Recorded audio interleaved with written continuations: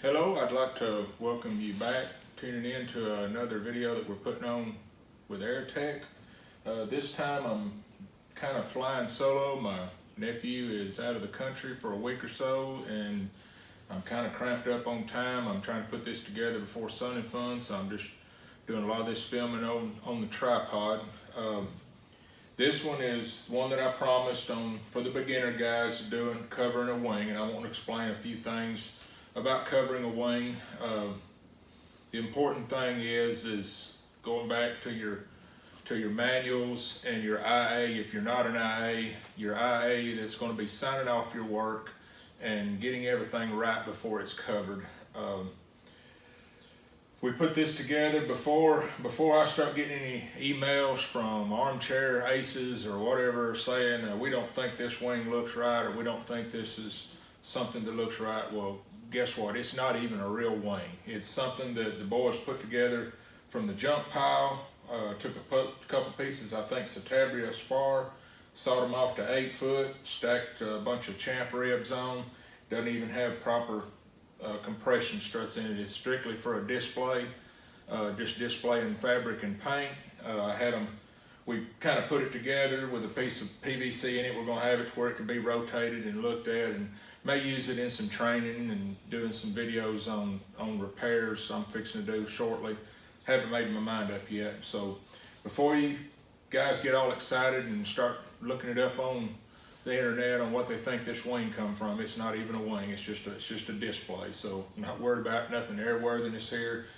Just took a piece of 020 and tacked it around the front of it, and I wanted something smooth with no lift strut fittings sticking out of it or anything, which is going to be kind of hard to show you on covering a wing, because when you're covering a wing, you'll swear that thing is a porcupine, having every time you turn around there's something sticking out that you have to cut around. And I think I can explain most of that. Like I said before, keep close communication with your IA. The things I'm going to tell in here, I'm not trying to get into mechanics part of it or anything, but this is for the beginners. A few things just to note. Champ ribs are very flimsy, and if you're a new guy, you hear someone using the term, that lacing the ribs or what have you. We sell just a ribbon type material, and that's what it's used for. You can see here, you're just going to crisscross, and you're creating a structure to keep this rib from moving, because if you covered it without it, everything should be straight, but there's nothing worse than starting to shrink your fabric and this rib's wanting to walk or move around. So that's what that's used for. When you hear someone using those terms, is to keep that rib on a perfectly plain, a level, straight up and down. And I put them on the front and back because these things just seemed awful flimsy. It's been a long time since I did a champ, but they're really thin material, as you can see right here. Another thing, I'm just doing this. I like to do this on regular wings. I like to go ahead and cap the root part. Now take in mind, if you've got a wing tank, you're going to have to get in, and if you have a wing tank here, maybe you already have the fittings tested and you won't naturally have your tank fluid tested and everything, not to be having to go back later. But back to the other part, going over everything. If you're building your experimental, you're kind of on your own. Remember to take a lot of pictures along the way when you get ready to get your license for the plane and stuff, and keep good records of what you did. You want to really take time to look everything over, double. Get a friend mechanic to come behind you. Sometimes they'll see something that you just took for granted and you overlooked. If it's a rib like this that had PK screws, and you say you're gonna go with the rivet method, now's the time to go ahead and size it up to what you need and deburr it. A lot of people wait till they get the fabric on and use a light, and they're drilling out the end. Now you got little metal parts inside your wing. So getting everything cleaned up, going over it with your hand, feeling anything, because if you feel something, you need to look at it, see what it is, and be at that point of smoothing it up or whatever. And I'll talk about that kind of as I go, as I kind of remember things. And another thing, don't just, if you have an IA friend that's decided, say you're doing a certified plane, and he trusts you enough that he's going to sign off your work and work with you, don't give him that surprise phone call that you've done covered the wing up before he's come and looked at it or did stuff, because you're kind of putting a burden on him to taking your word for something, or he's going to be signing the paperwork on it. Keep him involved all the way. I think I'm going to do one video of just paperwork and getting things ready for, like doing a cover on a certified plane or even a experimental. I think I'm going to get with my friend Kenny Blaylock and he's really good with all that kind of stuff, and we're going to do one and let him be involved with that, and because he was one of the founders of Airtech Coatings back when in its beginning on the technical side of it. So I think that's about got it covered. When I come back, like I said, I end cap these. You need to take in consideration that you will be needing to do inspections and stuff, and you know the fabric's going to come over and do a lap over. I've already put a couple coats of glue on, and the book, you know, sometimes I think the book may say one coat. I like to go with 2 good coats of the heavier mix of the glue. And I noticed when I put this on, it's kind of humid, and like putting it on the leading edge, it kind of got that little milky look. That's moisture pulling in it. That's going to just take a little longer. You're going to need to let that almost go away before you put your next coat. The more moisture you trap in it, the harder it's going to be to put the glue on. Also, like where I end capped it here and I glued it down like in the other videos, it's all the same procedure. Remember that anytime you've got something down like this and you're going to put more fabric, you're going to have to put more adhesion glue or the thicker glue on top of this. Even if you put a couple thin through it, you're going to treat it like bare metal, and we're going to have to put heavy on right here because we're fixing to glue and lap around, and we're going to be using the lap method. That's going to be part of holding your wing down. Also to note, if you've got a new piece of metal, I like to just take a little bit of Scotch pad or something just to barely knock that shine. Sometimes I have put Airtech glue on, or I've used Polytech glue and had the same situation. Different companies, it's just the physics of the metal. If it's alclad, that's pure aluminum. It's really slick. And your glue, you know, has to have something to grab onto. And I like to just barely scuff the surface. You're not taking off the layer of aluminum or anything. Just barely scuffing it. And it seemed like it gives it a little better, you know, hold on it for the glue to grab on. And then take a rag with a little bit of acetone or something and just wipe off all the gray, you know, that you kind of made when you sanded it. And it makes the glue do a lot better. So I guess the next time I'll have the fabric starting to lay out, and I'll explain the way I usually do it. But different wings, different length wings this way as far as the wraparound. And I know there's probably 20 different ways of doing it. This will be just one it's really showing your beginner guys the way I do. There's a lot of good videos out there. Look at those videos, see the way they do it. You know, I've been doing this since 1991 or something, and I'll still come across a video from like the guys at Above Alaska. They got good videos that they put on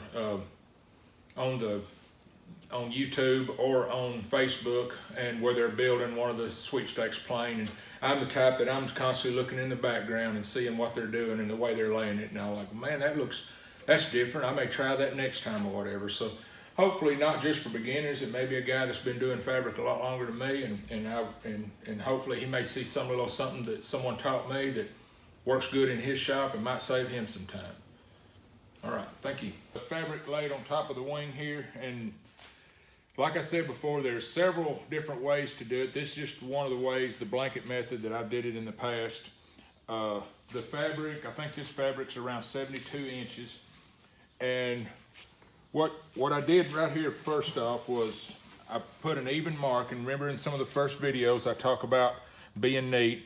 I put me a mark, an overlap mark, and put a couple coats of thin, and then I brought it on out with the heavy, because you're going to be gluing here and here on your wing, and I got me a mark here. Now I like to cut enough fabric to have enough out here to, you know, you don't want to have it just to where you're right on the edge. I like to have a little extra so I can do it. And looking at the side of the wing here, I usually start back here, and I figure how much is going to lap around to the front side of your trailing edge. And a lot of times you can grab this. A lot of times what I do is just look around there and get it lined up, come around to the front, and put you a little mark. And that way, you know where it's gonna be, and then you can center all your fabric, and you look at this mark right to the leading edge of your trailing edge right here. And that way you can square everything up. And sometimes it's a good idea to put you a clamp at the other end. Now with that being said, this is not a wing, but let's just say this is a J3. And I think I mentioned this on doing the tail feathers, where you have an aileron cutting out here. For some reason, when you lay it up like this part of the fabric wants to hang just a little bit, which will kind of pull the whole thing, and you may end up with some puckers or something. If there's an aileron bay coming out here, you want to really pull it, you know, good and square and clamp it. And sometimes I go ahead and cut the slit for this bay so it's not draping across this corner to pull everything. But by putting that mark, reaching around, putting that mark right there, that gives you something to line up on. And being this is just a square wing, it's going to be really easy. You know, I would come on down here and put my mark. I put a clamp right here. Pull it. You don't have to pull stuff tight like that, but you want to get it, you know, fairly tight. We'll just kind of stop and start the video. You know, if you've got it sitting kind of loose like this and you start going down here and gluing, and you know, you're like, man, this looks really good. It's just gluing down flat. You're pushing up to where you may end up looking like this at the end. So if you know you're going to have some left, you know, you want to kind of start taking it up, and at some point you would stop. I'd like to, if I had this situation coming up, if you just kept gluing it all up, you're going to end up with one of these. And then it's going to pinch over and you're going to be trying to shrink. So what I'd usually do at this point, when I went all the way around and I have a loose area, I'll take the iron and kind of start trying to take a little bit out, and it'll come out at that point. If you have a lift strut fitting, or let's just say there's a jury strut right here, a jury strut tab, you can lay the whole thing over and take a razor and cut it straight down, or you have to be careful of cutting those early before you've put it down, because something may move. Now your hole is kind of off. But like a lift strut fitting right here, it's just basically going to be geometry. You know, you got your fabric draped up real high over this. A lot of times I may let the lift strut fitting be my, you know, starting point if I've got everything clamped back there, and then push the fabric in down to the bottom and make a mark, push it in, you know, to where it's going to actually be. And that gives you a little bit of a pattern to take a razor and lay it in, because usually you're going to lay a patch, and a lot of times a lot of the companies will sell a plastic outline or something that'll go over, you know, a lift strut fitting, like say a Piper Super Cub or what have you. On the little jury strut fittings, if there was one sticking out, you can usually cut a patch after you're done, because when you start to try to shrink, it may try to gap a little, and that usually strengthens that up. But back to this on the trailing edge, I've got this marked around, so you want it to come around. All right, if you lay a measurement, this fabric I think is about 72 inches. It's going to come all the way around here. And when we flip the wing over, it doesn't go all the way to the other end of this leading edge. So at the other end, we're going to get a straight edge and razor it off. And as we go, we'll talk about how to try to make that, you know, smooth down to where you can't find it. So what I'll do is I'll stop the video and we'll go ahead and we'll get this end tacked down. And then we may start it a little bit on how we normally start tacking it here. Now I've seen some of them that will actually unflip the wing and start at the leading edge and then flip the fabric over here and then pull it tight.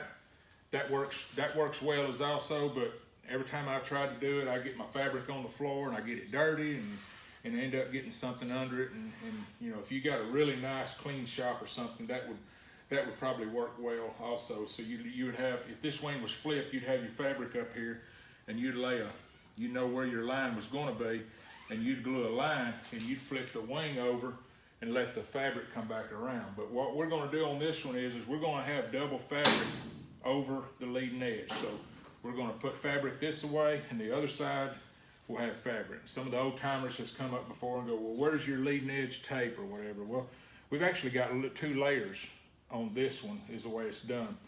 Now, sometimes if you've got a rivet, you'll have people that'll use a piece of masking tape or something as a scuffing, you know, edge to keep the fabric if it, you know, tries to work through. But we're gonna actually be gluing this down solid and being 2 layers, and there wasn't nothing sharp here, so I wouldn't have anything. You see sometimes they'll have a piece of chafing tape or something around the edge, or they may even put some on the ribs. That's all just your own preference. If you're IA or whoever, if you're a beginner and you got someone kind of helping you, you know, just listen to them what they normally did in the past on situations like that. Like I mentioned before, you want to just go around. You may have something that's riveted, or say you've even got a pop rivet, you know, helping hold down the leading edge on some models. You may have one that has the center mandrel sticking up that you didn't know, and there's nothing worse than finding it, you know, later. Another point, when you put this glue on the leading edge, look for brush marks or brush bristles. You know, even the good brushes, like I mentioned in the very first video, use your good brushes and everything, but they still, sometimes they let out a bristle every now and then. So look at all of your leading edge, you know, where you've glued it. Look at everything, run your hand over, you know, like right there around the edge, that's a piece of something there that you know, it's not gonna show in the fabric, but anything that feels like a bristle, it'll just keep getting bigger and bigger. And what happens is that bristle, when you start sanding your primer, now you're sanding the top of that bristle, and then it just keeps building and making things worse as you go. So, like I said in the very first videos, neatness counts in the very end. So the neater you are in the beginning, it makes it a lot nicer for the guy that's doing the priming or sanding or whatever at that stage. So we'll stop the video now. We'll kind of get some stuff tacked up and come back and do some more talking about it. All right, we're back now, and what we've did was go along the trailing edge and glued down the top and took out all the wrinkles that we could, and we worked our way up the top of the sides and pulling the fabric, you know, most of it all the way back. What I did was on the leading edge, what I normally do is just pull it down. I don't want to glue all this on yet till I get everything stretched, and I want to stretch it from back here, and it usually will take out all these wrinkles. We usually pull down the edge like that and just put a little spot on the leading edge, and all that's doing is holding the fabric so that we can flip the wing. We did that all the way around. This is my son Grant. He's helping me this morning, and what we do now is, what I like to do is like little places where you ended up with just a little extra fabric right here. Take an iron and run it up to about 300 degrees and just work out that little pucker right there, and it usually smooths it right out and makes everything lay out flat. And then you come back with glue and get that part, you know, glued down. Then before we flip it over, you know, if we flip the wing, we're going to be taking this around to the front. And a lot of times what people will do, they'll go around to the other side and they'll flip it around. And if you can pull that tight and glue the other side, that'll work. But if any little bit slack gets in it, it has a little bit of a loose area there. And then you'll see that once you prime it, it's always loose. What we like to do is take an iron and break the edge over. Since you got glue under it, it actually will reactivate the glue, and it'll make that 90-degree bend a little better. Now you'll come back over it with thin glue to activate that a little better. Some of the other processes, I think Stewart and some of those actually put theirs on in this way, and it works real well. It works well with Airtech also. You can, you know, the heat of the iron will activate the glue that's under it. But remember, you will always have to take some more thin glue through this raw fabric to build it on out. If not, you're only going to have what it's sticking to with the iron, what you put under it. So I like to use the thin glue and make sure that you always go through it. So we'll go down through it and break that edge over. This edge could be broken also. You know, all we're going to do is come down here and measure and cut this off. So, you know, this little corner right here, you can break those edges off also. So at that point, we'll go ahead and finish this up and have it flipped before we start back. All right, at this point, we've got the trailing edge broke over. I've got it glued down. This piece of trailing edge was just a square piece of aluminum, so I glued it to the flat part. The sides has been trimmed down to the mark and paint. They've been broke over and glued up to just a point here. You know, sometimes you can heat shrink, but you take an iron and fix. Sometimes if it's around an edge, I may cut a couple slits so that it'll lay in that way. So at this point, we're ready to flip the wing over and tack it down on the other side. All right, we flipped the wing over, and at this point, lay it up here, and this one worked out about right. You see it's about the same distance, and if it was to be a little off, that's fine. Your first reaction is you're gonna say, well, there's a factory edge, and I'm gonna use that edge. But I think in the textile, and when they make this, they're splitting this with a hot wire or something, and you can really feel this edge. If it's fine to glue that down, it'll be perfectly fine, but if you remember, you're gonna have another piece of fabric coming over here, and this is gonna be close enough to your reinforcement tape, but I still like to cut this out so that this tall edge is not gonna be in here. So at this point, you can wet this, like I mentioned in the earlier videos, wet it with some thin. That stops a lot of the stringing. So if you get it wet and lay it down and get some measurements from here to a certain point and lay a piece of, like cut a piece of 025 or something to lay down to do a pencil mark, or take a straight edge and just do it against your leading edge, you'll get a straight edge there, and that'll be the one you glue down.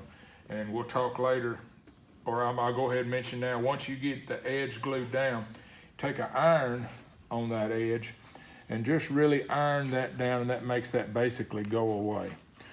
Over here, and you're gonna try to work it back. We're gonna leave as much of this as we can, and we'll shrink this other side, and you'll have to be careful taking an iron to shrink this if you're really light, because if you get too heavy, you're gonna activate it under it and make it stick. So we're just gonna try to shrink all we can under here, and it's gonna pull all it can, and then try to get this shrink down enough that we can get it glued on. Many people will take a rag with the glue reducer, and they'll wet it through. That is fine. Or you can take the thin and work it with a brush. You'll end up with little tiny hollow spots that you'll take an iron and shrink out. Once you get it wetted in, you're gonna want a couple coats of thin to get that weave filled up. Then you're gonna want a good heavy coat of thick, like you put the structure on with, because remember, we're gonna put another thing of fabric around on it. If you put just a couple coats of thin, it'll probably stick, but you'll want enough thick on there that it's gonna bed on up through the next piece. That way, after the plane's painted and a year down the line, you don't get a little hollow spot or something like that happens.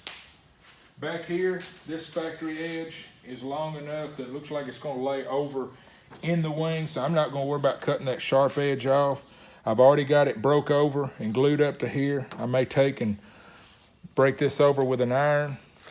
But in this situation, like I mentioned in the earlier videos, if you lay it over and you wet it, you know, it's gonna sit here and try to stand up, It really works well to take the thin glue and just re-wet them couple coats of thick that you've got there. You're just reactivating that. Then you can lay that right down in it and mash it in, and it sticks real well, and then put you a couple coats of thin. And remember, we're gonna have to put more thick on top of this because we're gonna have fabric glue into this. And you're gonna put the thick all the way back around to the other edge, because that's gonna be your structure. We're using the lap joint method as far as the FAA is concerned on this to go all the way around. So you're gonna have to have enough area to glue around. And we'll go ahead and get this glued down. All right, at this point, we've glued down the edges all the way around. We've laid the extra glue around the edge for the other side of the fabric. We flipped it back over. And at this point, none of the fabric is attached except these little nose places. You can go ahead and wait a half a day or so, but you know, the glue is still what we call green state. It'll kind of hold, especially if it's over the edge, but needing to move forward, put your iron on kind of a low setting, you know, just under 300 degrees or so. And what I like to do, we're not looking at shrinking the whole wing. I'm looking at just taking up some of the slack to pull some of this leading edge back is all that I'm doing. Just kind of work the wrinkles out. And remember, like I said, if you get up on here, you're fixing to maybe reactivate some glue. So we're just going along here, and you can see the wrinkles slowly start coming out. You can work your way across. Sometimes you can come out here and get a little more slack. You may actually start out there first to get some of this back, so that this will do the pull from this direction. So if you take up some of that slack, and then you start back here, you can already see, just if you look at these wrinkles right here, if I start back here, see they're already coming out. You know, and we're glued I've trimmed the fabric on the top of the leading edge, and it's glued down even all the way across and ironed down. So everything that we're looking at is pulling it out. So you'll go along and try to pre-shrink stuff. I don't recommend a heat gun.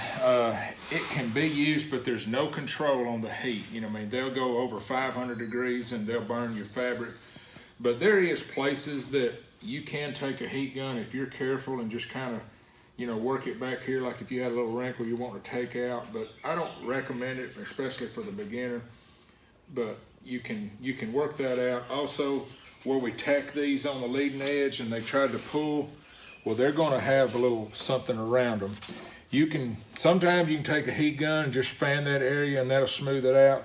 Or you can take an iron, and if you've got it turned up to, say, you know, 3 1/4 or so, if you get it just really close and just not really touching it, just barely touching it, and you're transferring the heat over to that, and remember, you've got a sheet of aluminum under that is sucking up the heat and pulling everything away from it. It ain't like out on the open bay. But just lightly, not wanting it to stick down anymore and come around. I see it took it away. I'll show another one here. Grant put it a real good view on this one. See this little wrinkled area? We've done pulled this tight. This is ready to be glued down and bedded, but if I start taking a rag of acetone base or something and trying to bed that in, it's gonna be a little wrinkle. If I just come in here real hard with it, I'm fixing to activate glue spots, and it would be fine, but you're just gonna have more work. If I get here and just barely hold the iron, just kind of bumping it, and it ain't really sticking it, and just working my way up over that area, and keeping in mind that aluminum's pulling most of my heat away, and see it's gone.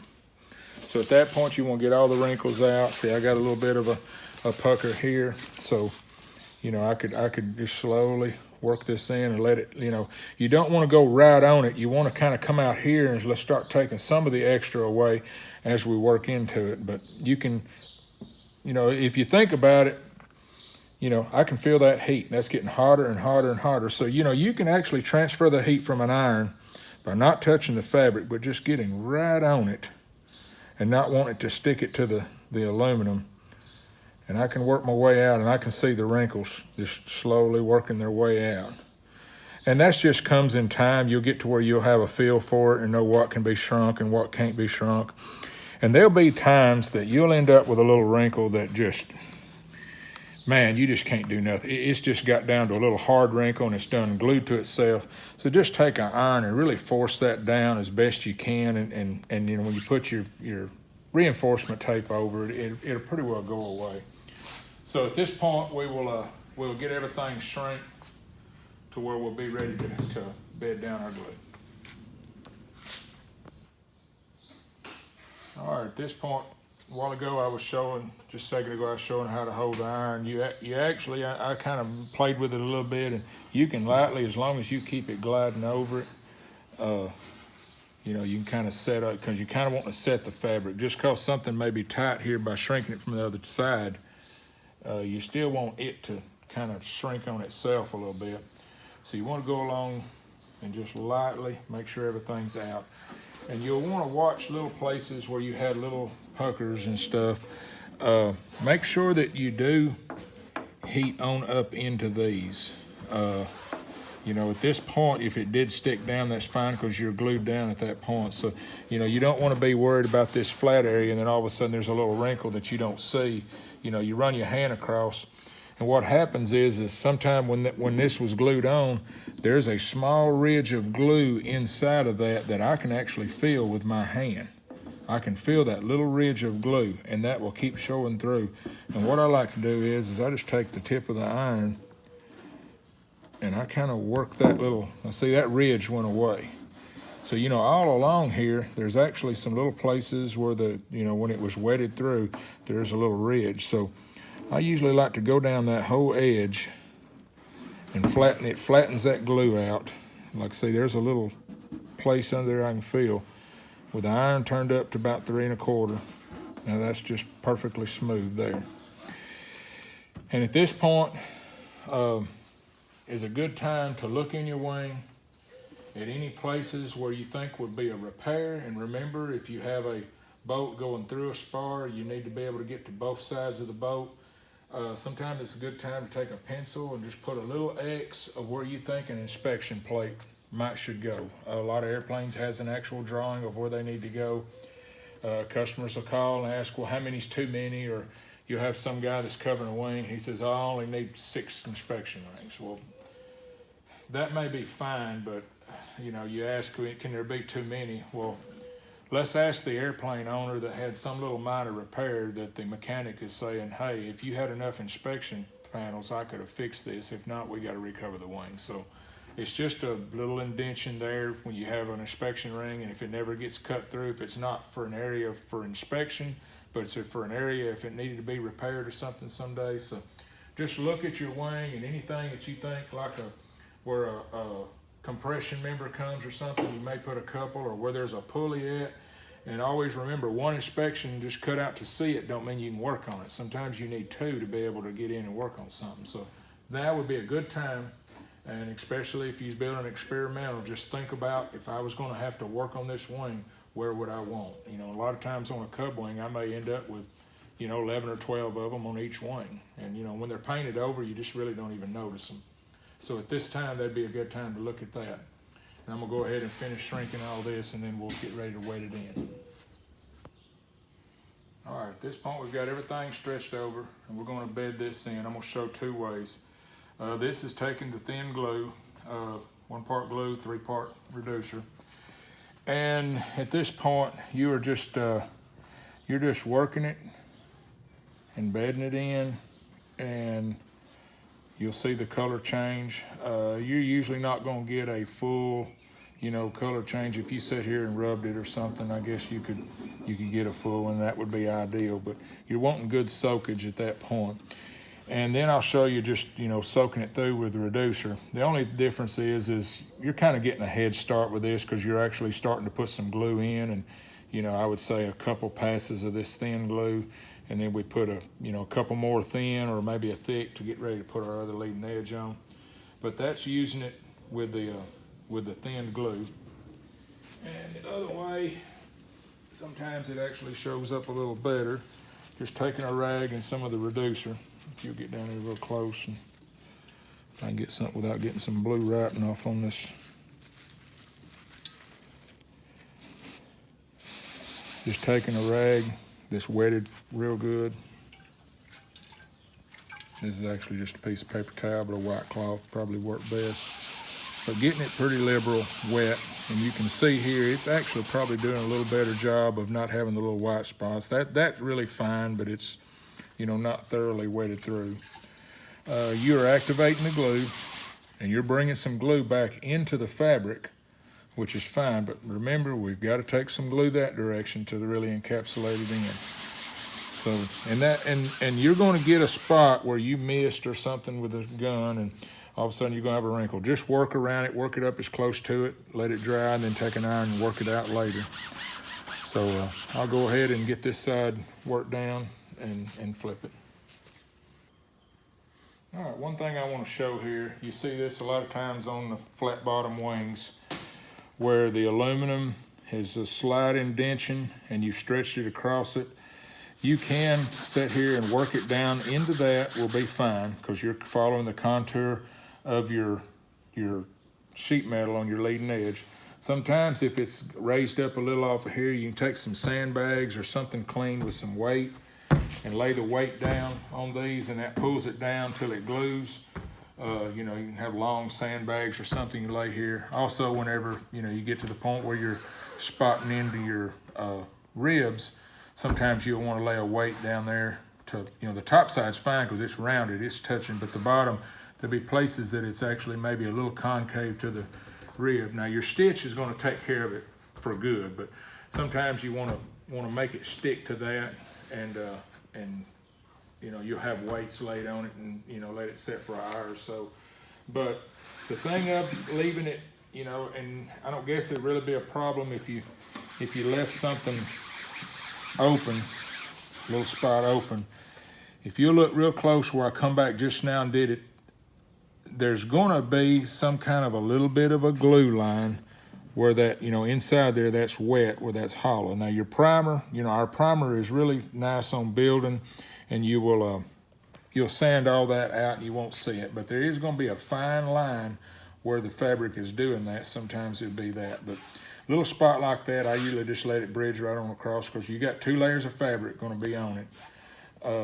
If it's a really large area, I may try to make sure I work it down in there good, but it's not really important. You just get every little inch down. If it bridges a little spot, then you're gonna have you're gonna have 2 layers of fabric.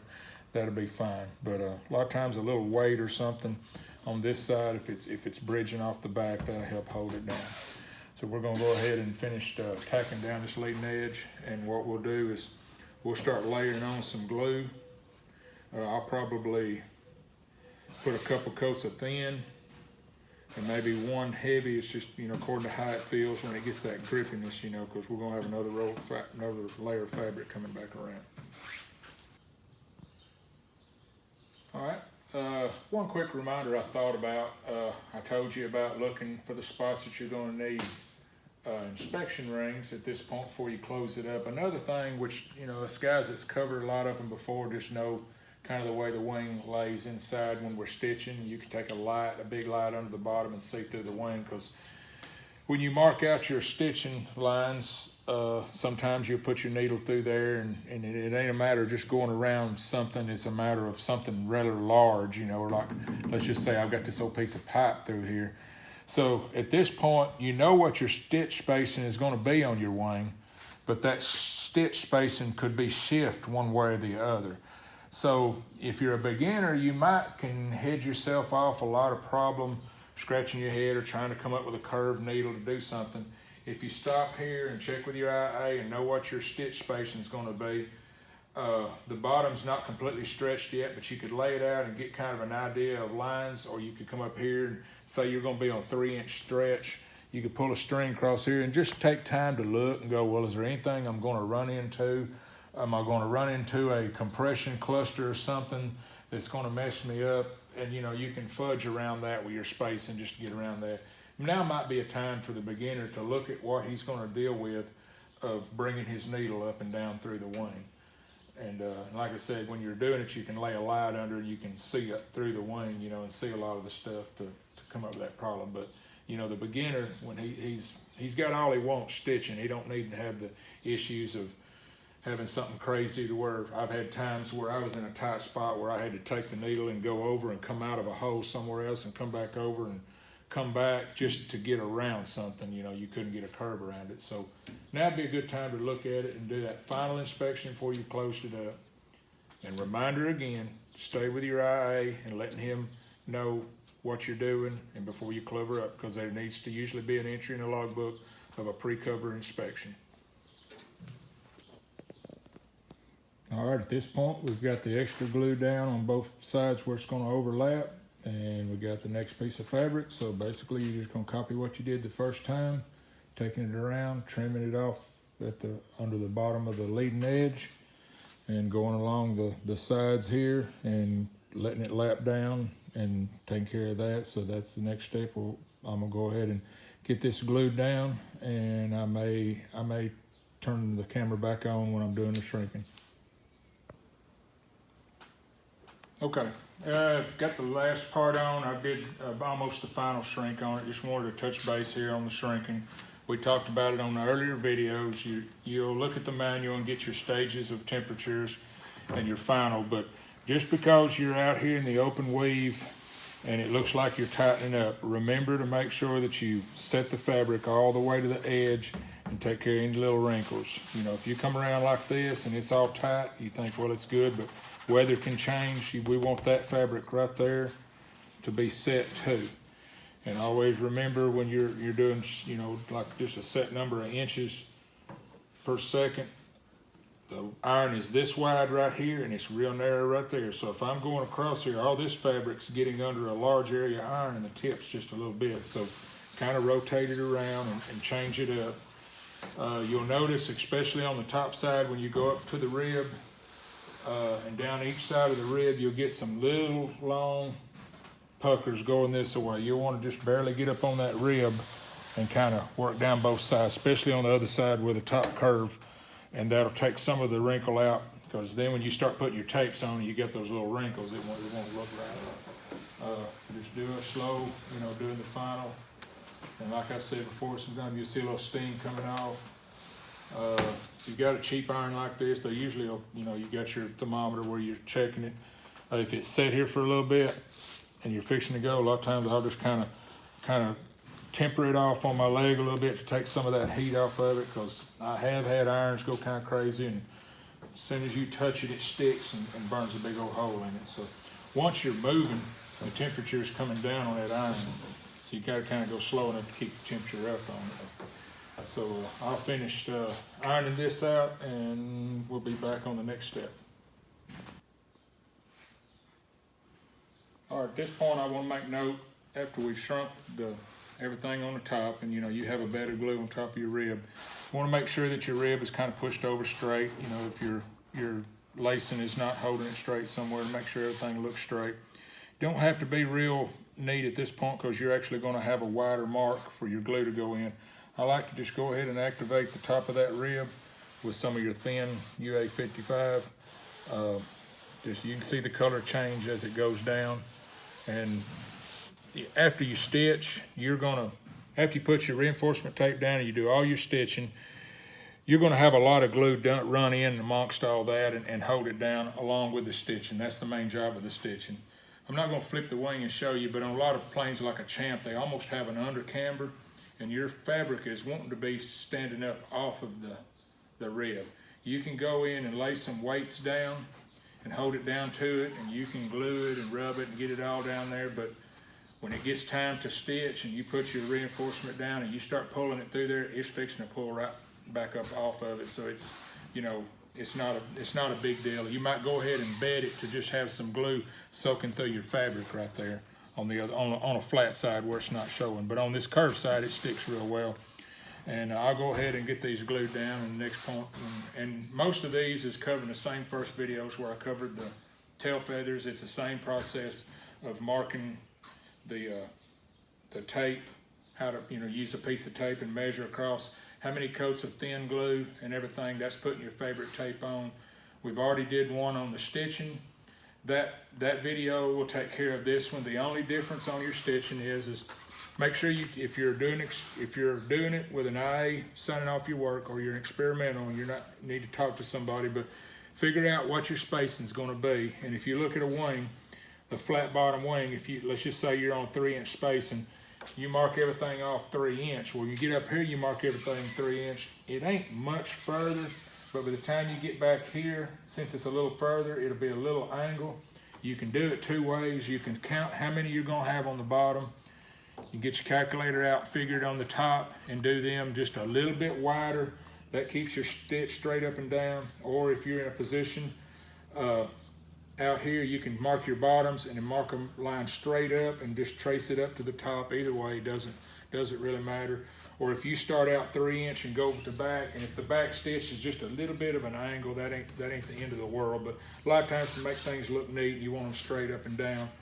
And a lot of times people will go ahead and mark the root rib and the last rib. They may put their marks, and they may take chalk line and pull it and pop it, and that gets just even marks all the way across. And that's all in just the neatness. It looks really good in the shop, but you will not see it when the plane's finished unless you're standing up here trying to look down a stitched line or something. But that's usually a fast way to mark them, and they're all the same. You do get a lot of chalk on your wing that you got to kind of clean up and stuff. So it's 6 of one, half dozen of the other on that. So it's just a matter of the neatness. And like I said, after you stitch, putting the tapes on and everything is pretty well straightforward, just like the other video. On a wing, you're going to want to put a tape right here where you need place that you're leaving a hard area. One thing I wasn't able to show on this, if it's a J3 or something, back when we were squaring all this up, a lot of times your extra can end up out there. And if you've got someone to help you and you've got an extra foot of fabric, and you can just get you a good double handful and pull it around that edge, you may have wrinkles, but when you really pull it around that edge, you can stretch them out and have someone activate it and hold it there for about 30 seconds and then trim it off. And then you'll do the same thing as you did back here. You'll let one come to the top and then one to go around the bottom. We naturally want a trailing edge, piece of tape. You could take a longer one that would be long enough to go all the way up on both sides. You could actually just lay one on the top and the bottom. That's pretty well up to you. You're just wanting reinforcement tape over any hard point. And that we're pretty well covered on the wing. We'll probably do one when we lay some fabric primer on it, and it'll be an entirely different video. We'll just label it putting on primer. Won't be a lot to it, but it'll just talk a little bit on the putting on primer. I wanted to add this to the end of the video. One quick reminder, I think I did it in some of the first videos about marking out for your tape. Just taking an actual piece of tape, like here's gonna be 2 inch, folding it over and getting the exact middle and lining them up and putting your mark just about out to the end of the pinked edge. And if your rib is not perfectly straight, you want to kind of carry that up in a couple places. Then take a piece of flat, like a sheared off piece of 020 aluminum or something to make your lines. But the mention I was wanting to make, sometimes we sell sinkenite. If it's a pre-shrunk, we actually go ahead and just sell Superflats pre-shrunk here, so that you don't have to pre-shrink it or anything. And sometimes whoever cuts these, sometimes you'll have one. Don't just take for granted and lay a tape measure across here and say, well, it's 2 inch tape, I'm gonna mark a 2 inch. I have seen these sometimes vary from company to company. So just make sure whatever tape you're gonna use, that you're using the right width. And that way you don't end up with a mark that's just a little bit too narrow, that the glue, you're not laying your glue joint all the way out to the tip. And I can't reiterate this enough, that neatness counts in this situation. When you put your mark down, laying your glue line down, trying to keep it as smooth, because everywhere that glue line kind of rocks in and out from this edge, you can hide it. You can put your primer on, and then you can take sandpaper and kind of feather that edge and get rid of it later. But that's a lot of work, where if you just go ahead and be neat with everything, you don't have a problem with it. But I just wanted to add that in, because I have seen pre-shrunk, from Superflat, or what we have cut up from sinkenite fabric, or if we have them cut, sometimes the person in there, he's setting up the rollers. If he says, well, I'm gonna make it 2 inch, it might be a 1/16 off one way or the other. It might be 2 inch to the tip of the pinked edge or to the inside. Just kind of make sure you use, and that's why I always just like to use a piece of the actual fabric to get my lines. That way I don't have a lot of extra part to glue, or to have not enough and the ends of it are not good.